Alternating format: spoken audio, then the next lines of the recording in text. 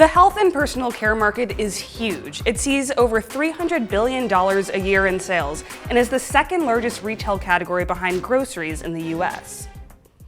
Today, the consumer packaged goods market is dominated by massive corporations like Unilever and Procter & Gamble. But that could easily change, with thousands of startups in Silicon Valley and beyond trying to tap into the health, beauty, and wellness market. In order to keep up with startups, big brands are trying to get startups on their side. Unilever, for example, has its own innovation hub called the Foundry to get startups working on solutions that could benefit the CPG giant. A lot of CPG companies have found success in pretty broad mainstream markets, but what about more targeted markets? What's the key to finding success there? We have Tristan Walker here with us today from Walker & Co. to talk about how personal care startups fit into the Silicon Valley tech ecosystem, as well as the larger consumer packaged goods industry. Tristan Walker is the founder and CEO of Walker & Company, a personal care and lifestyle brand for people of color. The company is best known for its shaving brand Bevel. This year they plan to release their new trimmer and launch a line of products for women. Walker & Company raised a nice $24 million Series B round last September, which brought its total funding to $33.3 million. At the same time, the company announced a big deal with Target to sell its items in-store and on Target.com. Hey Tristan, really excited to have you here today. Thanks for joining me. Thanks for having me. So let's jump right in. How does the personal care market kind of fit into the Silicon Valley tech ecosystem? That's a good question. I'd probably say first it doesn't. Okay. There are just so few companies kind of tackling the opportunity industry that we are. You know, it's a $400 billion opportunity that we're tackling, and there are so few companies doing it. So we feel that we're going to do it better than anyone else. And how do you get, because I mean, I would imagine that the reason why there aren't very many companies doing that is because what you're doing is a very niche opportunity. Mm-hmm. So how do you get investors to back these niche ideas? So here's the funny thing about the niche opportunity. Actually, it's not at all. We're targeting a consumer group that's the majority of the world, right? If you think about Black, Latino, Asian consumers, and in 20, 30 years will be the majority of this country. Right. So first, I think it's important for everybody to understand that it's not niche, it's a very significant opportunity, and we're doing something really big, right? And I think the second thing that folks need to understand, if you think about any venture capitalist, what do they invest in?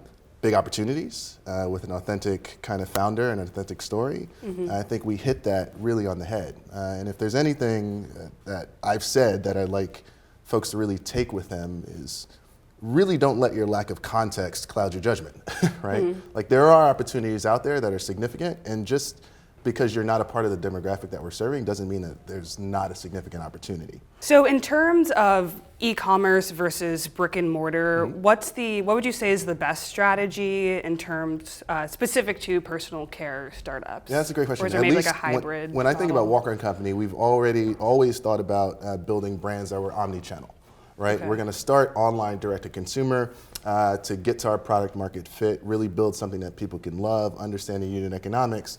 But it would be silly of us to not go to retail. If I think about the shaving industry alone, 90% of all purchases that happen are at retail, right? We have to be where our customers are. And for a product like ours, in Bevel, where most of our customers are shaving for either the first or the second time, there's an inherent fear and skepticism around just using razors in general. So we want to be where they are, we want to educate them, we want them to feel like they're a part of the family, and for us to kind of disregard retail would be a mistake. Got it. And so right now your company has Bevel, mm-hmm. and that's geared toward men. So mm-hmm. What kind of thinking do you have in terms of then getting into targeting women? Yeah, so Bevel, we have men who are customers, and we have women too, right? We're focusing on the problem that folks have, and it's shaving irritation. It's a problem that men have. It's a problem men of color have. It's a problem that non-men of color have. It's a problem that women have, right? Right. Non-women of color have, right? The one thing that we can commit to saying, if we kind of hit all of our metrics, do well, do what we say we're going to do, we're going to come out with a new brand focused on women, an acute problem that they have. It's a 10 to 15 SKU line.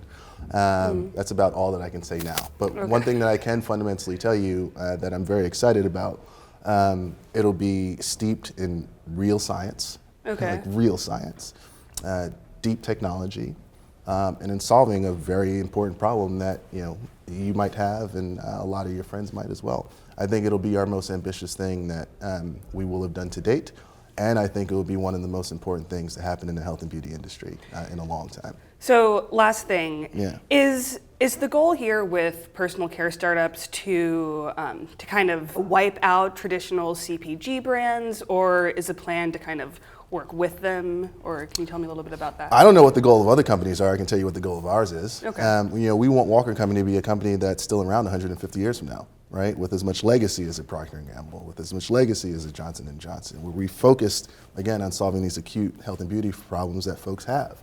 I think the biggest problem, at least for the consumers that we're serving, there have been a few companies that have served this consumer base. They get sold to large conglomerate brands and then fall by the wayside. I don't want to fall victim to that same thing.